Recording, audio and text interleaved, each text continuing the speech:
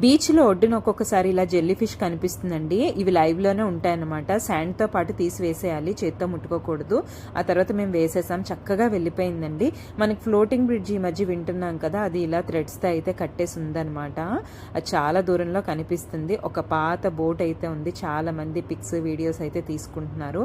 మేము sand walk చేస్తూ చాలా దూరం వచ్చేసామండి అనమాట. ఆ తర్వాత అక్కడ ఒక 2 డాగ్స్ అయితే చక్కగా ఆడుకుంటున్నాయి. ఇంకా మా పిల్లలు తెచ్చుకున్న బిస్కెట్స్ అయితే వాటికి ఫీడ్ చేద్దామని చేశారనమాట.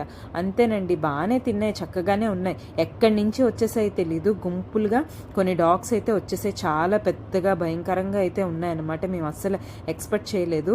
ఈ శాండ్ వాక్ చేస్తూ మాట్లాడుకుంటూ చాలా దూరం వచ్చేసాం కదా, అవి మాకు పరిగెడితే వెంట పడతాయేమో అని చెప్పేసి చాలా భయంగా, చాలా జాగ్రత్తగా భయపడుతూ వచ్చామన్నమాట. ఎవరైనా బీచ్కి ఈసారి వెళ్తే మీకు కూడా కాస్త జాగ్రత్త పడతారని అయితే నేను చెప్తున్నాను. చాలా జాగ్రత్త అండి, చాలా చాలా ఎలా వచ్చామో కూడా మాకే తెలీదు.